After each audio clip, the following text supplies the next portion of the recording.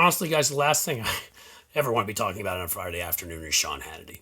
Sean Hannity, the guy who, when Rupert Murdoch said, I need you, Roger Ailes, you penguin-looking individual, to go out there and find me somebody who dropped out of college, is completely ignorant, an unbelievable asshole, will bring anger up to 11 and help attract angry old white guys who need boner pills to our new Fox channel.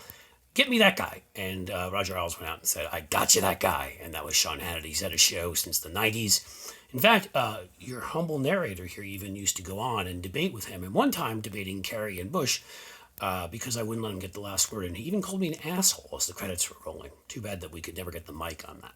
But Sean Hannity's in the news again today. Look, we knew he wasn't a journalist. He has, in this past, co-sponsored Tea Party events or sponsored them. He's donated money to Republican candidates. He hangs out with the Republican office holders all the time. Fluff interviews. He's never even pretended to be anything remotely like a journalist. It's laughable. But what we didn't know is that basically he's got this really bad habit, like Don Jr. cocaine kind of habit, of texting Mark Meadows. Like really late night texts where they whisper sweet nothings. I don't know. So CNN just released that there were 4,319 texts to Mark Meadows between the time the election was held and Donald Trump got his ass kicked and between inauguration. 82 of those were from Sean Hannity. What were they talking about? Sean Hannity was giving advice. You should do this. You shouldn't do that. Call Democrats this. Don't call Democrats that. All sorts of ways he was trying to help them maneuver during that period where they were trying to overthrow our government. Sean Hannity would talk to them about strategy, and then he would go on air, pretend that he'd never had that conversation, and like he came up with it for news value.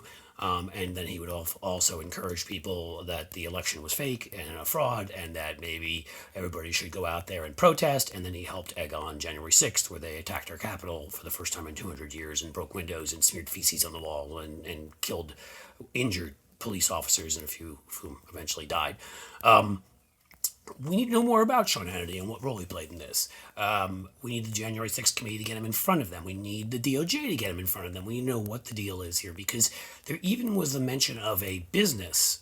You know, the business we're doing with you, quote unquote. Now, was business being used as a, hey, we got some business together, as in a couple mobsters need to go knock somebody off? Or is there some sort of a pecuniary, or shall we call it financial interest there for Sean Hannity? We don't know. We will know if we can get him under oath, maybe. And that's why the January 6th committee, and that is why certainly Merrick Garland need to get him under oath so we know what he knew, what he helped plan, what were his connections when he was talking to Roger Stone, and Roger Stone was in close contact with Julian Assange, who was taking direct orders from Vladimir Putin. How was he involved in all of that? There's a lot of dirty goings on during the Trump presidency that Sean Hannity was like half a degree away from. But let's just come back to where we began. They had a close relationship, an advisory relationship. Was it a business relationship?